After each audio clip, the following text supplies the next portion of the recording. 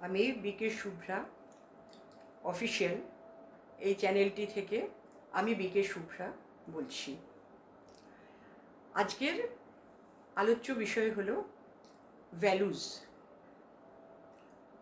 Values প্রধানত তিন রকম: হিউম্যান ভ্যালুজ, মরাল ভ্যালুজ এবং স্পিরিচুয়াল ভ্যালুজ। প্রত্যেকটি ভ্যালুজের সঙ্গে প্রত্যেকটি ভ্যালুজ অঙ্গাঙ্গিভাবে যুক্ত, কিন্তু আজ আমি স্পিরিচুয়াল ভ্যালুজ, যেখানে 12টি কোর ভ্যালুজ রয়েছে, আমি সেইখান থেকে স্পিরিচুয়াল ভ্যালুজ থেকে আমি শুরু করছি। আজকের ভ্যালুজ হলো পিস, অর্থাৎ শান্তি। কারণ শান্তি হলো সর্বপ্রথম এবং সর্বোচ্চ এবং সর্বপবিত্র একটি ধর্ম, যে ধর্ম সমস্ত মানুষের মধ্যে থাকা সত্ত্বেও মানুষ আজ সমগ্র পৃথিবীতে হাহাকার করছে শুধু মনের শান্তির জন্য। শান্তিকে আমরা কিভাবে পেতে পারি, তার জন্য আমাদের প্রথমে তিনটি প্রশ্ন, ছোট ছোট তিনটি প্রশ্নর উত্তর আমাদের জানতে হবে। প্রথম হলো আমি কে, দ্বিতীয়টি হলো আমি কার, এবং তৃতীয় প্রশ্নটি হলো আমার কি করণীয়। প্রথম প্রশ্নের উত্তর হলো, অর্থাৎ আমি কে, আমি পবিত্র একটি আত্মা। আমার কে? শান্তির সাগর পরম পিতা শিব পরমাত্মা আমার পিতা, আমি তার সন্তান। শান্তি হলো আমার স্বধর্ম। এবং আমার কি করণীয়? আমার নিজের মনের শান্তিকে সম্পূর্ণ অটুট রেখে সমস্ত বিশ্বকে এবং বিশ্ব প্রকৃতিকে শান্তির প্রকম্পন প্রদান করাই হলো আমার দিব্য কর্তব্য। সেই হিসেবে তাহলে সেইভাবে শান্তিকে ধরে রাখতে গেলে আমরা কি করব?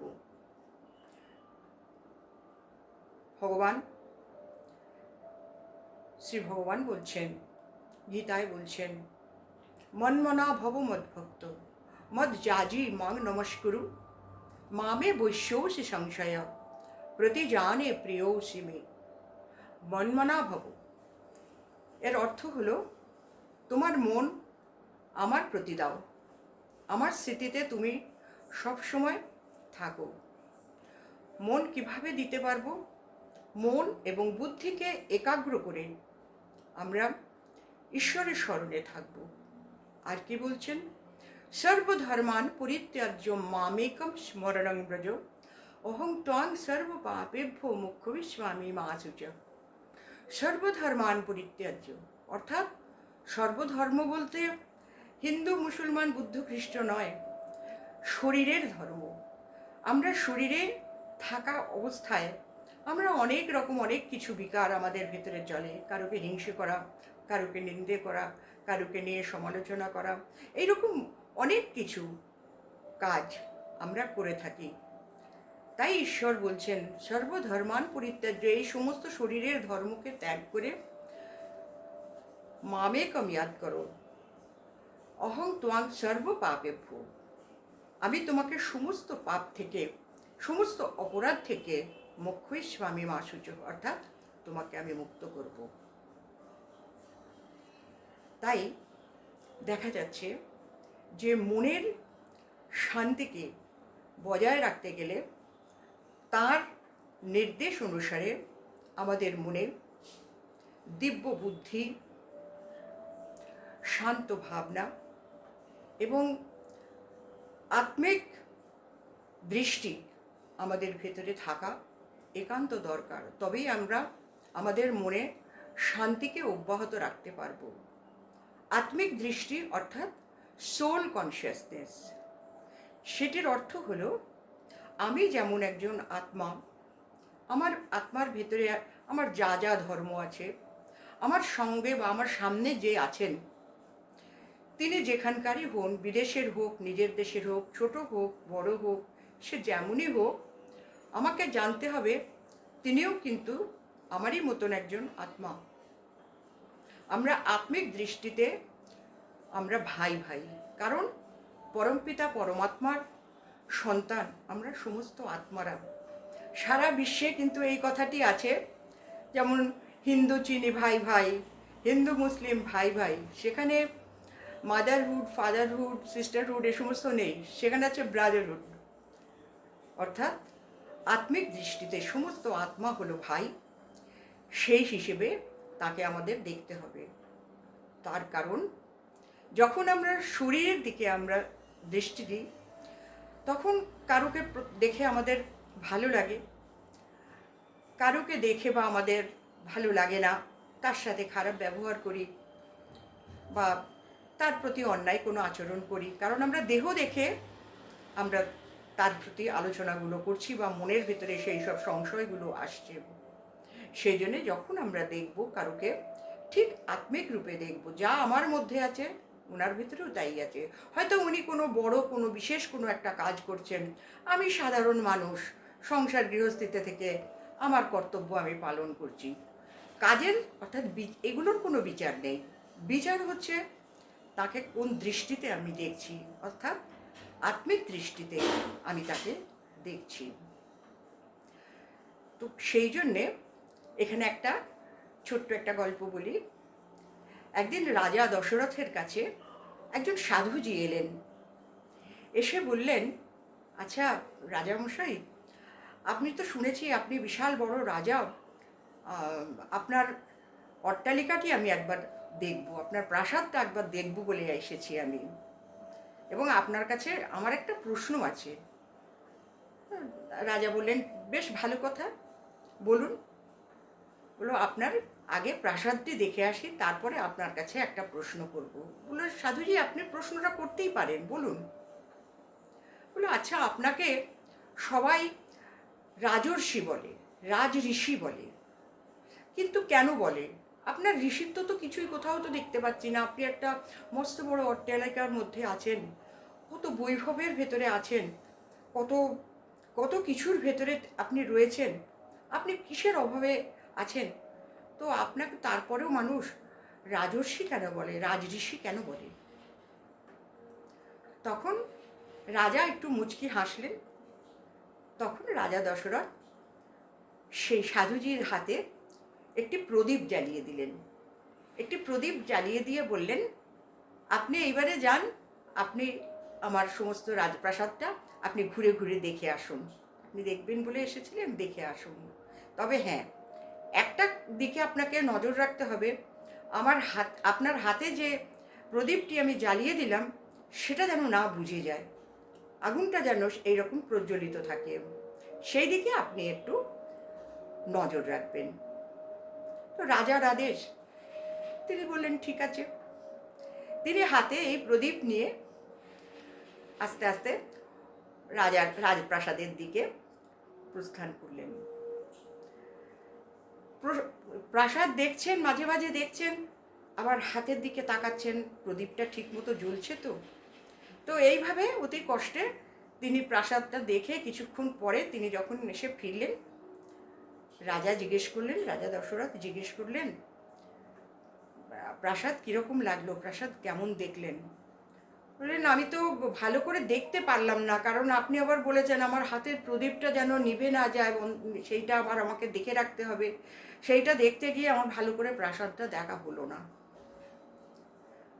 তখন রাজা দশরথ বললেন, আপনি আমাকে যে প্রশ্নটা করেছেন আপনি নিজেই সেই প্রশ্নের উত্তর দিলেন। অর্থাৎ আমাদের এই আত্মারূপী প্রদীপ বা দিয়া, তাকে আমরা কোনো দিন বুঝতে দেব না। তাকে যদি বুঝতে দিই তাহলে মনের ভেতরে অনেক অশুদ্ধ সংকল্প আসবে, অনেক কিছু আসবে, যে সময় অটোমেটিক্যালি আমাদের মন তখন বিঘ্নিত হবে, সেখান থেকে শান্তি সেখান থেকে সরে যাবে।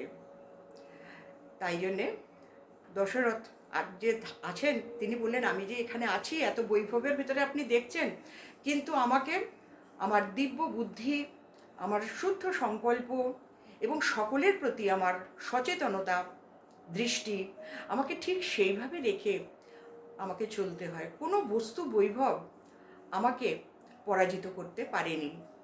আপনার প্রশ্নের উত্তর আপনি পেলেন তো?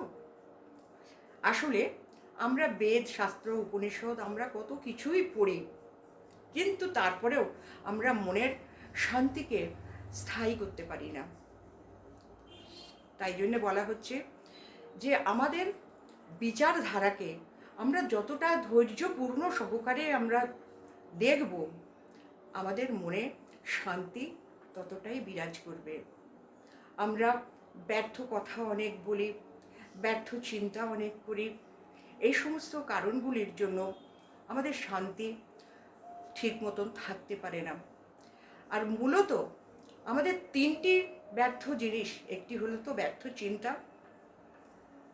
আর দ্বিতীয় হলো কোনো ব্যক্তির প্রতি কোনো আকর্ষণ বা বিশেষ মোহ, এবং তৃতীয় হলো কোনো বস্তু বা বৈভবের প্রতি আমাদের ইচ্ছা বা আকর্ষণ।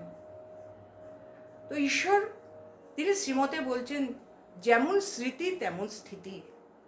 স্মৃতি অর্থাৎ ওই যে বললাম, মনমনা ভব মামেকম ইয়দ করো, অর্থাৎ ঈশ্বরের প্রতি আমাদের মনকে যদি শান্ত করে রাখতে পারি, তাহলে সেখানে আমাদের এই ব্যর্থ জিনিসগুলি আমাদের টলাতে পারবে না। আমরা বাইরে নয়েজ হলে আমরা বলি মনটা ভীষণ চঞ্চল হচ্ছে, বাইরে এত নয়েজ হচ্ছে, কিন্তু আসলে তা নয়। আমাদের মনের চাঞ্চল্য যখন অত্যন্ত প্রবল হয়, তখন নিজের মনের স্থায়িত্বকে আমরা হারিয়ে ফেলি। তো গীতাতে সেই কথাই আছে, ইচ্ছা মাত্রম অবিদ্যা, এবং বুদ্ধ দর্শনেও সেই কথা বলেছে যে desire is the cause of all the sufferings.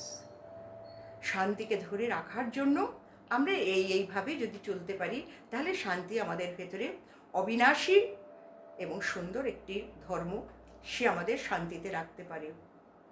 প্রকৃতপক্ষে মানুষকে দেখে আমাদের কি মনে হয়? মানুষ কি হিংসক না অহিংসক? আপনারা কি মনে করেন? মানুষ হলো সম্পূর্ণ অহিংসক, সম্পূর্ণ অহিংসক। মানুষের চরিত্র হলো জলের মতন। জলকে আপনি যত উত্তাপেই আপনি গরম করুন না কেন, 10-15 মিনিট রেখে দিন মাটিতে, ও দেখবেন ঠান্ডা হয়ে গেছে। মানে ও ঠান্ডা হয়ে যাওয়াটাই ধর্ম। আর সেই ধর্মই হচ্ছে মানুষের। মানুষ সম্পূর্ণ অহিংসক। মানুষ যখন কখনো দৈবক্রমে কোনো অন্যায় করে ফেলে, চলতে চলতে বা অনেক কিছু হয়তো অপরাধ করে ফেলে, সে নিজের মনে শান্তি পায় না। কেন পায় না? কারণ মনের অগোচরে তো কোনো পাপ লুকোনো থাকে না। সে কষ্ট পায়, সে অনুভব করে, সে রাত্রে ঘুমোতে পারে না, ঠিক করে খেতে পারে না। বাড়ির ভেতরে বাড়ির সদস্য যারা আছেন বা বাচ্চারাও যারা আছে, তারা একটা ভালো কথা বললেও তিনি বিরক্ত হন। তার মানে কি?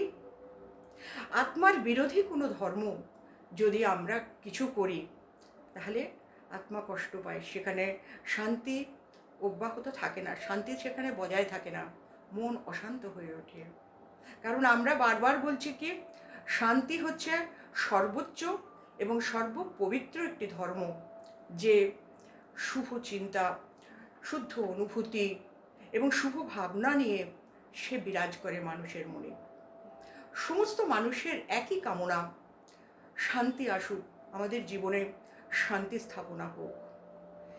আবার পরক্ষণেই দেখা যায় যে সেই ব্যক্তিটি হয়তো এমন কোনো একটি আঘাতপূর্ণ ব্যবহার কোনো মানুষের সাথে করলো, যে সেইখানে পরিবেশটাই অশান্ত হয়ে উঠলো, বাতাবরণটা দূষিত হলো, এবং তারপরে সেটা ক্রোধে পরিণত হলো। আজকাল মানুষ শান্তির ওপরে অনেক সুন্দর সুন্দর ব্যাখ্যা দিয়ে তারা শোনান, এবং সেবামূলক কাজ করে তারা পিস অ্যাওয়ার্ড বা শান্তি পদকে তাদের পুরস্কৃত করা হয়, তাও আমরা দেখছি। কিন্তু অশান্ত মন নিয়ে আমরা যদি এগুলিকে চিন্তা করি, সেখানে কি আমরা শান্তিকে বজায় রাখতে পারবো? মনে যদি প্রচণ্ড অশান্তি থাকে, তাহলে দেখুন আমাদের আমাদের গৃহস্থে কর্ম, যেখানে কর্ম করছি আমরা কাজকর্মে, সেখানে একটা ধকল আছে। তারপরে যারা পেশাগত বা কর্মক্ষেত্রে, সেখানে বলুন, তাদের একটা অশান্তি, একটা উদ্বিগ্ন ভাব তাদের ভেতরে দেখা দিচ্ছে। সমাজে লৌকিকতার ক্ষেত্রে তাদের ভেতরে একটা প্রচণ্ড অসন্তুষ্টি ভাব, মনের ভেতরে সুখ দেখছি না, শান্তি দেখছি না। এবং এই রকম অবস্থায় মানুষের অশান্তি যখন আরও চরমে ওঠে, তখন মানুষের অবস্থা কী হয়? তখন নেশাগ্রস্ত হয়ে যায়, অন্যায় বা অপরাধমূলক কর্মে তারা লিপ্ত হয়ে যান, ভারসাম্যহীন আবেগপ্রবণ কোনো উন্মাদনায়, এক কথায় মনুষ্যত্বহীনতার চরম পর্যায়ে তারা উপস্থিত হন। আজকের দিনে মেডিকেল সায়েন্স অনেক উন্নত হয়েছে, আমরা ভাবতেও পারি না। এবং আমাদের সারা ভারতবর্ষ জুড়ে, আমাদের দেশে খুব বড় বড় মনোবিজ্ঞানীরা রয়েছেন, যারা এই রকম পর্যায় থেকে তাদের সুস্থ করার তারা চেষ্টা করছেন। এবং যারা আজকে ওই রকম একটা পর্যায়ে চলে গেছে, তাদের বলা হচ্ছে সেলফ ডিস্ট্রাকটিভ কন্ডিশন। তাদের ডাক্তারেরা অনেক চেষ্টা করছেন, অনেক মানে তাদের নিয়ে মনোযোগ দিয়ে তাদের পরীক্ষা করছেন, তাতে তাদের স্বাভাবিক শরীরের এই মানসিক সুস্থতা যেন তাদের ফিরে আসে। কারণ শরীরের সঙ্গে মনের ওতপ্রোতভাবে একটা যোগাযোগ আছে।